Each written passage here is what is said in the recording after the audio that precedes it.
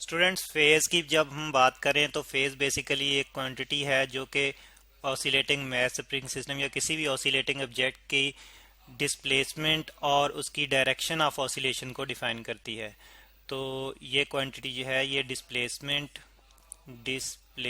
ये हम यहाँ पे लिख लेते हैं कि फेज एक्चुअली क्या करती है। ये quantity displacement and direction of oscillation को डिस्क्राइब करती है।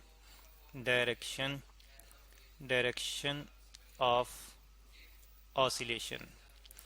कोई भी ऑसिलेटिंग ऑब्जेक्ट है तो वो मीन पोजीशन से कितने डिस्प्लेसमेंट पे है और किस डायरेक्शन में वो ऑसिलेट कर रहा है उस टाइम पे, तो उसको हम फेज से डिस्क्राइब करते हैं। तो इसको हम इस तरह से समझ सकते हैं कि हमारे पास सपोज के एक मैस, ये एक अरेंजमेंट, वही अरेंजमेंट जो कि हमने ली थी यूनिफॉर्म सर्कुलर मोशन और सिंपल हार्मोनिक मोशन का रिलेशन देखने के लिए, तो वही वाली अरेंजमेंट हम यहाँ पे दोबारा से डिस्कस करेंगे। इसमें हम देखते हैं कि मैस ऑसिलेट करता है अपनी मीन पोजीशन के अलोंग, मीन पोजीशन ए है। अच्छा, अब जब वो ए से स्टार्ट करेगा तो हम कहते हैं उसका फेज, यानी कि ना तो उसका यहाँ पे कोई डिस्प्लेसमेंट है और ना भी हमें उसकी डायरेक्शन ऑफ ऑसिलेशन का पता है। तो इसका मतलब यह है कि मीन पोजीशन पे हम कहेंगे उसका फेज जो है वो ज़ीरो होगा। तो चलिए हम लिख लेते हैं कि मीन पोजीशन पे ए पे, उसकी मीन पोजीशन ए से हम रिप्रेजेंट कर रहे हैं, तो ए पे उसका जो है वो फेज ज़ीरो होगा, फेज ज़ीरो।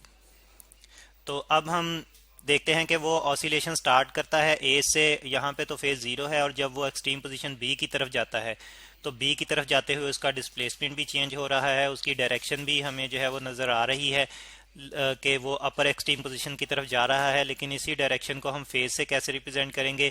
तो ये वेव फॉर्म भी साथ में जो हमने बनाई थी, इस वेव फॉर्म में हम देख रहे हैं कि जब वो बी पे पहुंचता है तो उसका जो एंगल है वो पाई बाई टू है। वेव फॉर्म में जो उसका एंगल हमें मिल रहा है वो पाई बाई टू है। तो इसका मतलब ये है कि एक्सट्रीम पोजीशन पे बी पे उसका जो फेज होगा वो पाई बाई टू होगा। तो फिर इससे हमें यह भी पता चल रहा है कि फेज को हम एंगल के लिहाज से डिफाइन करते हैं। बी पे उसका फेज जो होगा वो पाई बाई टू होगा। तो एंगल के लिहाज से इसको मज़ीद हम समझेंगे कि एंगल के लिहाज से जो है वो फेज कैसे हम डिस्क्राइब कर सकते हैं, कैसे जो है वो एंगल उसको, उसकी डायरेक्शन को भी रिप्रेजेंट करेगा और उसके डिस्प्लेसमेंट को भी। तो यहाँ पे जैसे कि हमने देखा कि एक्सट्रीम पोजीशन पे पाई बाई टू है, और फिर जब लोअर एक्सट्रीम पोजीशन पे आए, ये तो अपर एक्सट्रीम पोजीशन की बात की, लोअर एक्सट्रीम पोजीशन पे जब हम आए जो कि सी है, तो यहाँ पे फिर हम देखते हैं कि यही एंगल जो है थ्री पाई बाई टू का बन रहा है। तो इसका मतलब ये है कि अगर हम कहें कि फेज पाई बाई टू है तो इसका मतलब ये है कि फर्स्ट एक्सट्रीम पोजीशन है, और अगर हम कहें कि एंगल जो है वो थ्री पाई बाई टू है तो इसका मतलब ये है कि सेकंड एक्सट्रीम पोजीशन है। तो इस तरह से हमें डायरेक्शन का भी यहाँ पे अंदाज़ा हो जाता है कि जो ऑसिलेटिंग मैस है वो किस डायरेक्शन में ऑसिलेट कर रहा है।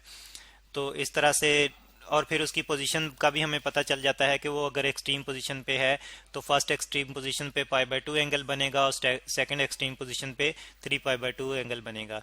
और पाई, इसको हम रिप्रेजेंट करते हैं रेडियन से। रेडियन एंगल की यूनिट है।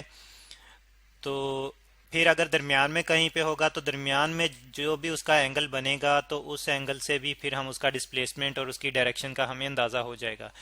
जैसे कि वो अगर मीन पोजीशन से, अपर एक्सट्रीम पोजीशन से वापस मीन पोजीशन की तरफ आ रहा है, जब वो उसने स्टार्ट किया और हम कहते हैं कि फेज ज़ीरो है, इसका मतलब है कि उसकी मोशन अभी जस्ट स्टार्ट हुई है। और फिर जब वो अपर एक्सट्रीम पोजीशन से वापस मीन पोजीशन पे आता है तो फिर हम कहते हैं कि उसका फेज पाई है। तो इसका मतलब है कि मीन पोजीशन पे पहुंचते हुए उसका फेज जो है वो पाई तक आ गया। तो फिर यहाँ से फिर वो मूव करेगा थ्री पाई बाई टू। तो इस तरह से एंगल हमें जो है वो क्लियरली बताता जा रहा है कि वो किस पॉइंट पे है, और उस पॉइंट पे उसका डिस्प्लेसमेंट मीन पोजीशन से कितना है और उसकी डायरेक्शन ऑफ ऑसिलेशन जो है वो क्या है। तो इसी को मज़ीद समझने के लिए यही अरेंजमेंट में, इसी अरेंजमेंट में से हम, जैसे कि हमने कहा था कि जो पॉइंट पी है सर्कल में ऑसिलेट, सर्कल में मूव कर रहा है, तो इसका प्रोजेक्शन जो है ये उसी तरह की मोशन रिप्रेजेंट कर रहा है जिस तरह की मोशन मैस और इसके साथ अटैच पॉइंटर रिप्रेजेंट कर रहा है। तो फिर इसी फेज को मज़ीद समझने के लिए फिर हम यही सर्कल और इसके पॉइंट पी और इसके एन प्रोजेक्शन की मोशन को हम डिस्कस करेंगे। तो फिर सर्कल जो है ये हम यहाँ पे दोबारा से ले लेते हैं, और इसमें हम कहते हैं कि पॉइंट पी जो है, यहाँ पे ये सर्कल मैंने वही वाला दोबारा से ले लिया, लेकिन अभी यहाँ पे मैंने पॉइंट और इसके प्रोजेक्शन की मोशन को रिप्रेजेंट नहीं किया। तो ऊपर तो हमने डिस्कस किया मीन पोजीशन के लिहाज से, लेकिन हम कहते हैं कि पार्टिकल पॉइंट पी जो है वो उसकी एक इनिशियल पोजीशन कुछ और है जो कि एक एंगल पे है, और उस एंगल को हम चले यहाँ पे हम कह लेते हैं कि उसका ये वाला एंगल अभी फाई है। तो और पॉइंट पी जो है ये अभी इस पॉइंट पे यहाँ पे है। तो इसका मतलब ये है कि प्रोजेक्शन एन भी फिर इसी के लिहाज से जो है वो होगा, और यहाँ पे ये हम एन की डायरेक्शन रिप्रेजेंट कर रहे हैं, जो कि एक्चुअली ऑसिलेटरी मोशन की ही एक टाइप जो है वो हमें दिखा रहा है। तो हम कहते हैं कि ये पी की इनिशियल पोजीशन है। तो इसका मतलब है कि हम कहते हैं, इसका मतलब ये है कि इनिशियल फेज जो उसका है वो फाई है। यहाँ पे हम लिख लेते हैं कि इस पॉइंट पे जब अब और यहाँ से हम स्टार्ट करें तो हम कहते हैं कि अभी टाइम जीरो से हमने स्टार्ट किया, और इस पॉइंट पे जो उसका फेज है वो इनिशियल फेज है। इनिशियल फेज यहाँ पे इसको आई एन से, मैं इनिशियल को आई एन से रिप्रेजेंट कर रहा हूँ कि इनिशियल फेज उसका अभी जो है वो फाई है। अब वो मूव करता है और एक टाइम टी के दौरान में मूव करता हुआ, यहाँ पे हम लिख लेते हैं कि टाइम टी के दौरान में वो मूव करता हुआ वो एक और पोजीशन पे चला जाता है। अब उसकी नई पोजीशन जो है वो यहाँ पे है। तो अब उसका फेज जो है वो चेंज हो जाएगा। हम देखते हैं कि ये एंगल जो कि वो बना रहा था O1 से हॉरिजॉन्टल लाइन से, तो वो चेंज हो जाएगा, और इस दौरान में उसका फेज हम कह लेते हैं कि ये नया फेज उसका आ गया, और इसको हम ओमेगा टी से रिप्रेजेंट करते हैं। ये भी हम देखेंगे कि ओमेगा टी से हम कैसे रिप्रेजेंट कर सकते हैं फेज को। तो अब हम देखते हैं कि पहले उसका इनिशियल फेज फाई था, अब उसका जो फेज होगा वो सम ऑफ दोनों टू फेजेस होगा, यानी कि फाई और ओमेगा टी का टोटल सम जो होगा वो उसका एक नया फेज होगा। तो टाइम टी के दौरान में फिर उसका जो फेज बनेगा उसको हम कहते हैं कि ये फेज जो है ये ओमेगा टी प्लस फाई है। तो इसका मतलब यह है कि नया फेज जो उसने ऑक्युपाई किया है वो ओमेगा टी प्लस फाइव है।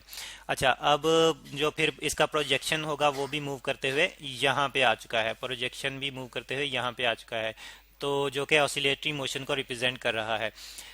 अब हमने कहा था कि ओमेगा टी कैसे रिप्रेजेंट करता है फेज को, तो जैसे कि हम जानते हैं कि एंगुलर डिस्प्लेसमेंट थीटा, यहाँ पे हम इसको डिस्कस कर लेते हैं कि एंगुलर डिस्प्लेसमेंट थीटा जो है ये रिलेट करता है एंगुलर वेलोसिटी से, और इस फॉर्म में कि theta is equal to omega t, या फिर अगर हम एंगुलर वेलोसिटी कैलकुलेट करना चाहें तो उसके लिए हमारे पास होता है कि angular displacement divided by time. तो यहीं से फिर हमारे पास एंगुलर डिस्प्लेसमेंट की एक्सप्रेशन भी बन जाती है in the form of omega. और एंगुलर फ्रीक्वेंसी यहाँ पे क्योंकि हम कांस्टेंट फ्रीक्वेंसी ले रहे हैं, इसलिए जस्ट कांस्टेंट एंगुलर फ्रीक्वेंसी को हम उस टाइम से मल्टीप्लाई कर दें जिस टाइम में वो मूव हुआ है, तो हमारे पास उसका नया फेज आ जाएगा। तो इस तरह से हम फेज को ओमेगा टी प्रोडक्ट से भी रिप्रेजेंट कर सकते हैं। और थीटा जो है, अब थीटा जो है उसका टोटल फेज अगर रिप्रेजेंट करे तो हमारे पास अब टोटल फेज आ रहा है ओमेगा टी प्लस फाइव। अच्छा जी, अब हम देख रहे हैं कि यहाँ पे ओ पी एन जो है ये एक ट्राइंगल बना रही है। ओ पी एन एक ट्राइंगल बन रही है हमारे पास, और अगर रेडियस जो है वो हम ले लें एक्स नोड, और ये पॉइंट पी है, और हम कहते हैं कि ये पॉइंट ओ है, हम कहते हैं कि एन भी उसी दौरान में एक डिस्प्लेसमेंट एक्स कवर कर चुका है। तो फिर हम अगर जो है वो ये डिस्प्लेसमेंट कैलकुलेट करना चाहें तो हम कहते हैं ट्रिग्नोमेट्रिक रिलेशन यूज करते हैं, और ये वाला जो है वो टोटल एंगल है जो कि फाइव प्लस ओमेगा टी बन रहा है। सॉरी, ये वाला एंगल जो है एक्चुअली यहाँ पे बनेगा, और हमने जैसे कि डिस्कस किया था कि इंटीरियर एंगल्स जो है वो इक्वल होते हैं, अल्टरनेट इंटीरियर एंगल्स, तो यहाँ पे जितना एंगल बन रहा है उतना ही यहाँ पे बनेगा। और यहाँ पे actually omega t plus five angle बन रहा है, तो यहाँ पे भी omega t plus five angle बनेगा। तो इस तरह से हमारे पास परपेंडिकुलर जो कि ओ एन है डिवाइडेड बाय हाइपोटेनस जो कि ओ पी है, ये आ जाएगा equal to sine of omega t plus five. तो और ओ एन जो है ये एक्स डिस्प्लेसमेंट है, ओ पी जो है ये एक्स नोड है रेडियस। तो इस तरह से x divided by x naught हमारे पास आ जाएगा sine of omega t plus five.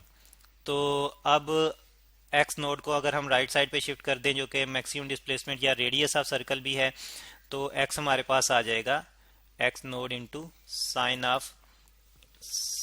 Of omega t plus five.